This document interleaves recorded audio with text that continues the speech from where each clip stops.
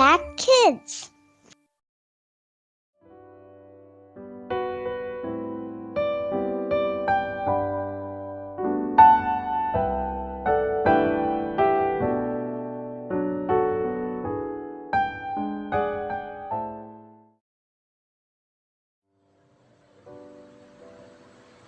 Shalom, selamat pagi adik-adik yang dikasihi Tuhan. Terima kasih sudah bersama-sama pada pagi hari ini untuk menyaksikan Impact Kids, di mana kita akan mendengarkan firman Tuhan sebelum kita memulai segala aktivitas kita hari ini.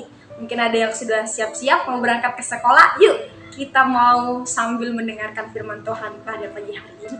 Boleh siapkan Alkitabnya, mungkin boleh minta bantu papa mama juga ya nanti supaya membuka ayatnya kalau adik-adik tidak tahu alamat ayatnya di mana ya. Oke, yuk saat ini kita mau berdoa terlebih dahulu menyerahkan hidup kita kepada Tuhan. Terima kasih Tuhan buat pagi hari ini.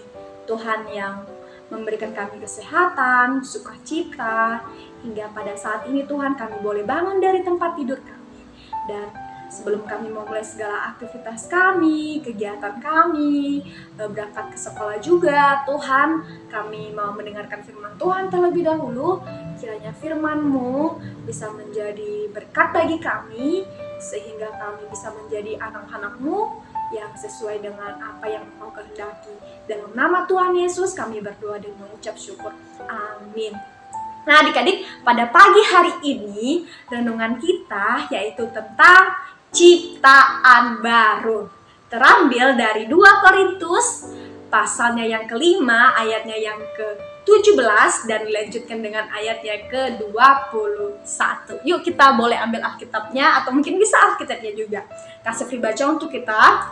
Jadi siapa yang ada di dalam Kristus, ia adalah ciptaan baru, yang lama sudah berlalu, sesungguhnya yang baru sudah datang. Ayat ke-21, dia yang tidak mengenal dosa telah dibuatnya menjadi dosa. Karena kita, supaya dalam dia kita dibenarkan oleh Allah. Nah adik-adik yang di rumah mungkin bertanya, ciptaan baru, Kak Sefri, mungkin apakah ciptaan baru itu aku harus mengubah gaya rambut, atau mungkin harus beli baju baru dulu baru dikatakan ciptaan baru, atau mungkin Kak Sefri ciptaan baru itu aku harus dilahirkan kembali gitu dari kandungan ibuku, dari rahim ibuku. Tidak ya, yang kita maksud bukan hal seperti itu ya, tetapi yang kita maksud adalah kita adalah ciptaan baru ketika kita sudah di dalam Kristus. Jelas dikatakan, jadi siapa yang ada di dalam Kristus, seperti di ayatnya yang ke-17, siapa yang ada di dalam Kristus, dia adalah ciptaan baru. Adik-adik, dikatakan semua orang telah berbuat dosa di Roma 3 ayat 23 dan telah kehilangan kemuliaan Allah. Karena dosa, hubungan manusia dengan Allah rusak. Ya, ada yang membatasinya, ada yang memisahkan hubungan Allah dengan manusia, yaitu dosa. Dan dosa ini akan membawa manusia kepada maut, ke dalam api neraka. Oleh karena itu, di ayat yang ke-21 dikatakan, dia yang tidak mengenal dosa telah dibuatnya menjadi dosa karena kita.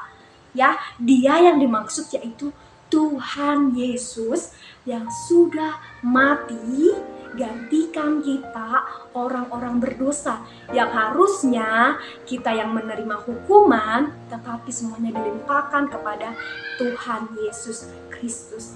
Dan segala dosa-dosa kita Tuhan Yesus yang menanggungnya. Oleh karena Tuhan Yesus sudah menanggung dosa kita, mati di atas kayu salib, dan segala dosa kita sudah lunas, dan kita mendapat hidup kekal, kita mendapat keselamatan dari Tuhan Yesus, dan oleh sebab itu kita diselamatkan, kita dibenarkan karena Allah mengasihi kita.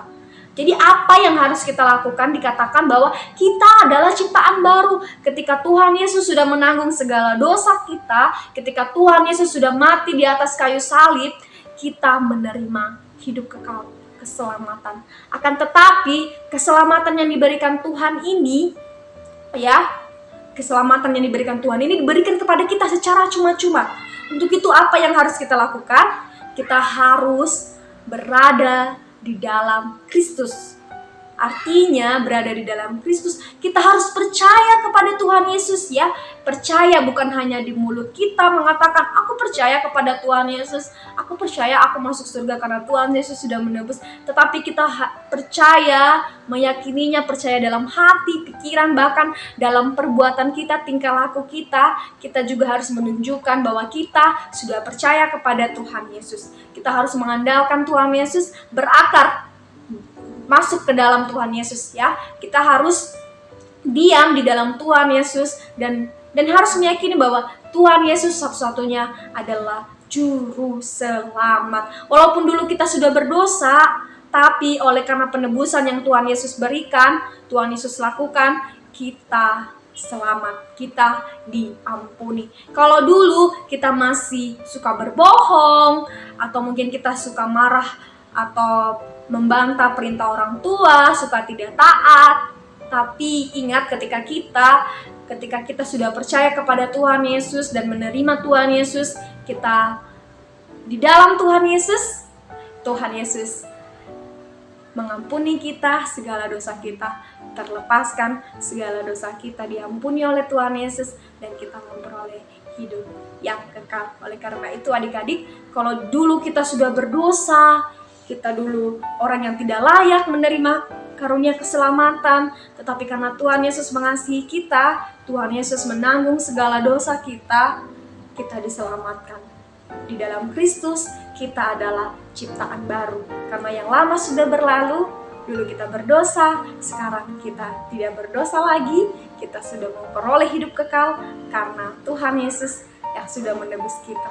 Untuk itu, yuk adik-adik, kita mau percaya kepada Tuhan Yesus, yakin bahwa Tuhan Yesus satu-satunya jaminan hidup kita yang membawa kita ke jalan keselamatan. Kita ciptaan baru. Apa yang harus kita lakukan sebagai ciptaan baru? Ya, melakukan segala perintah-perintah apa yang Tuhan kehendaki. Demikian firman Tuhan pada pagi hari ini. Mari kita bersatu di dalam doa. Terima kasih Tuhan buat kesempatan kami boleh mendengarkan firman-Mu. Jadikan kami anak-anak yang percaya kepada Tuhan sampai akhir hidup kami. Kami mau percaya Tuhan, Engkau satu-satunya jaminan keselamatan kami. Dan pada hari ini, sepanjang hari ini kami mau menyerahkan segala kegiatan kami, aktivitas kami ke dalam tangan Tuhan. Tuhan yang menolong, Tuhan yang memampukan kami. Dalam nama Tuhan Yesus kami telah berdoa dan mengucap syukur. Amin. Amin. Selamat pagi semuanya. Selamat melanjutkan aktivitasnya. Tuhan Yesus memberkati. See you. Bye.